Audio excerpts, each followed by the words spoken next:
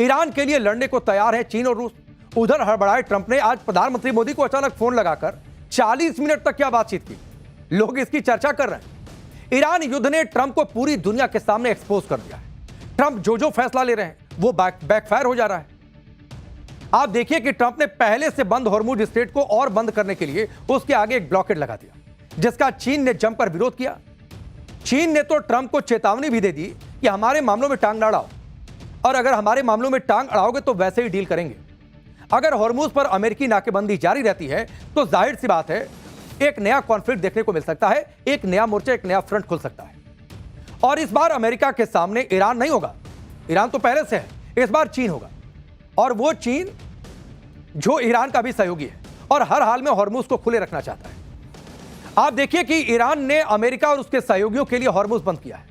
चीन, भारत समेत कुल 5 देश ऐसे हैं जिनके जहाज हॉर्मुज से आ और जा सकते हैं। ईरान ने इसका पहले ही ऐलान कर दिया था। अमेरिका ने सभी देशों के लिए स्ट्रेट ऑफ हॉर्मुज बंद कर दिया है। अब मामला ईरान बनाम अमेरिका का नहीं है, बल्कि यह मामला उससे आगे बढ़ गया है। अमेरिका वर्सेस ऑल हो चुका है। हॉर्मुज पर अमेरिकी नाकेबंदी का चीन विरोध कर रहा है। अब अगर अमेरिका ने ब्लॉकेड नहीं हटाया तो जाहिर सी बात है तनाव बढ़ेगा। यानी ईरान युद्ध अब शिफ्ट होकर अमेरिका चीन तक आ चुका है। और जाहिर सी बात है अगर ऐसा ही चलता रहता है तो चीन को डायरेक्ट मैदान में उतरना पड़ेगा। और अगर ऐसा हो जाता है तो आप सोचिए तबाही कितनी बड़ी हो सकती है। क्योंकि ट्रंप के खिलाफ दुनिया भर में माहौल बन रहा है कि भाई ये जैसे जो दिमाग में आ रहा है फैसले ले रहे हैं, जहां मन करे मोर्चा खोल रहे हैं, फ्रंट खोल रहे हैं, जिसके खिलाफ जो मन आया बोल रहे हैं। अमेरिका के सहयोगी देशों को भी समझ नहीं आ रहा कि ट्रंप क्या बोलेंगे।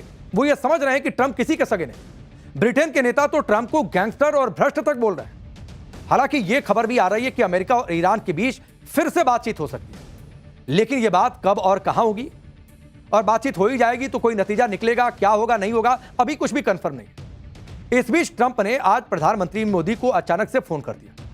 फोन अमेरिका से आया था, ट्रंप ने खुद किया था। इसके बारे में आगे आपको बताएंगे। कुल मिलाकर दुनिया अब नए तनाव की तरफ बढ़ रही है। तेल और गैस की लड़ाई में आगे क्या होगा? क्या चीन खुलकर अमेरिका के विरोध में सामने आ जाएगा? क्या यह पूरा मामला अब अमेरिका बनाम चीन डायरेक्ट टू डायरेक्ट हो जाएगा? अमेरिकी नाकेबंदी के बाद भी चीन के जहाज हॉर्मुज से कैसे निकल रहे हैं? भारत के जहाजों के लिए ईरान ने क्या खास तैयारी की है, यह सब आपको बताएंगे। लेकिन पहले एक ट्रेलर आप देखिए।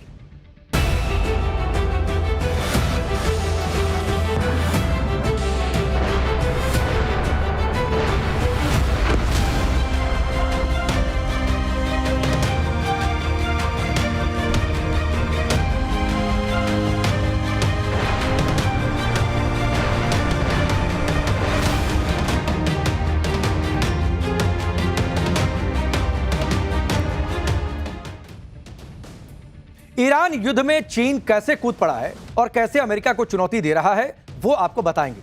लेकिन एक बड़ा अपडेट आपको पहले बताते हैं। ईरान युद्ध, सीज फायर और हॉर्मुज संकट के बीच आज अमेरिकी राष्ट्रपति ट्रंप ने पीएम मोदी को डायरेक्ट फोन किया। सीज फायर के बाद ट्रंप और पीएम मोदी की यह पहली बात है। पीएम मोदी ने खुद इसकी जानकारी भी दी सोशल मीडिया पर, और यह बताया पीएम मोदी ने कि उनके पास राष्ट्रपति डोनाल्ड ट्रंप का फोन आया था। दोनों ने सभी क्षेत्रों में व्यापक वैश्विक रणनीतिक साझेदारी को और मजबूत करने के लिए अपनी प्रतिबद्धता जताई।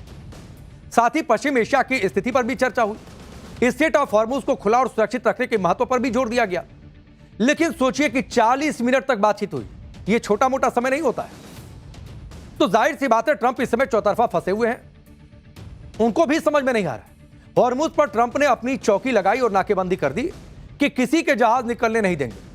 लेकिन इसके बाद भी आज चीन के जहाज निकल गए। चीन ने ना सिर्फ अमेरिका को हड़काया है, बल्कि अमेरिकी ब्लॉकेड को कोई भाव नहीं दे रहा है। आप देखिए कि सोमवार रात 10 बजे हॉर्मुज पर अमेरिका ने अपनी नाकेबंदी शुरू कर दी और यह कह दिया था कि मैं एक भी जहाज निकलने नहीं दूंगा जो ईरान से आ रहे होंगे। इसके बाद भी रिच स्टारी नाम का चीनी ऑयल टैंकर हॉर्मुज को पार कर गया। रिच स्टारी टैंकर में करीब 2.5 लाख बैरल मेथनॉल भरा हुआ था। रिच स्टारी टैंकर चीन की कंपनी शंघाई क्वानरम शिपिंग कंपनी लिमिटेड का है। इसी कंपनी और रिच स्टारी टैंकर को 2 साल पहले अमेरिका ने ब्लैकलिस्ट किया था। आप सोचिए वो जहाज भी फराटे से निकल गया वहां। रिच स्टारी जहाज को प्रतिबंध के बाद भी ईरान से तेल खरीदने पर अमेरिका ने बैन किया था। इस टैंकर पर साउथ ईस्टर्न अफ्रीकन देश मालावी का झंडा लगा हुआ था। जब नाकेबंदी शुरू हुई तब यह जहाज ईरान के केशम आइलैंड के पास था। हॉर्मुज पार करते समय रिच स्टारी की तरफ से बताया गया कि इसके मालिक और चालक चाइनीज हैं। यानी चीन ने अमेरिका को सीधी चुनौती दे दी, हमारा ही जहाज है, हम ही मालिक है और अब हम निकल रहे हैं। और यह कहा कि भाई हम तो जहाज हॉर्मुज से निकालेंगे, जो करना है कर लो। दूसरी तरफ पुतिन ने भी अमेरिकी ब्लॉकेट का आज विरोध कर दिया। चीन और रूस खुलकर ईरान के साथ आकर खड़े हो गए हैं और अमेरिकी ब्लॉकेट के विरोध में हैं और यह संदेश दे रहे हैं कि यह दादागिरी चलेगी नहीं समुद्र में। अमेरिका के पूरे तामझाम और ब्लॉकेट के बाद भी चीन का जहाज हॉर्मुज से निकल गया। और दूसरी तरफ ट्रंप हैं जो समझ नहीं पा रहे हैं कि उनको करना क्या है।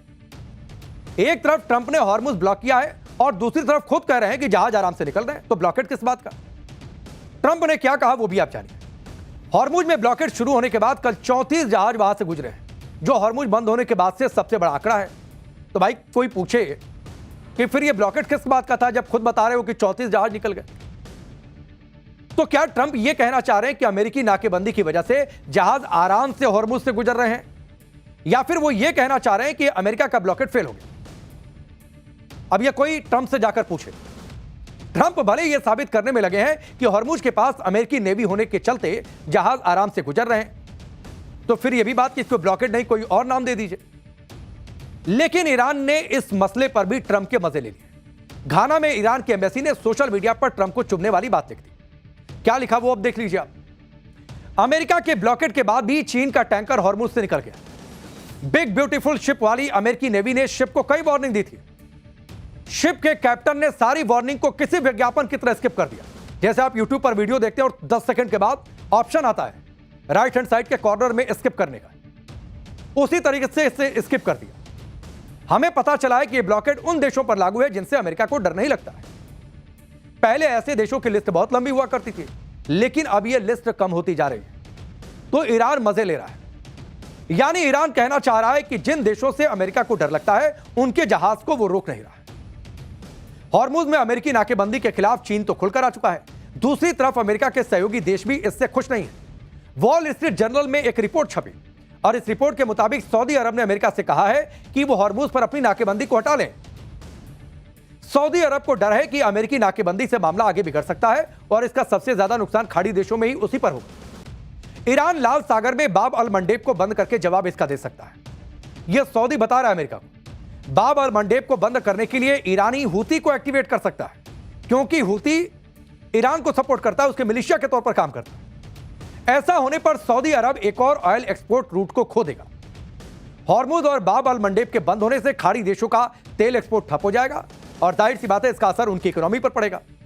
सऊदी अरब ने अमेरिका से कहा है कि वो ईरान पर बातचीत के लिए दबाव डालें और बातचीत से आप रास्ते का समाधान निकालिए। अब लड़ने का दौर खत्म हो गया, लड़कर देख लिया, कुछ निकला नहीं हल उससे। यानी हर देश परेशान है, जो अमेरिका के साथ है वो भी परेशान है और सभी को लग रहा है कि हॉर्मुज में ब्लॉकेट का मुद्दा और एस्केलेट हो सकता है और ये एस्केलेट हुआ तो ये मामला और बिगड़ता जाएगा। हालांकि कुछ देश हैं जिनके जहाज हॉर्मुज से निकल रहे हैं और इन देशों में भारत भी शामिल है।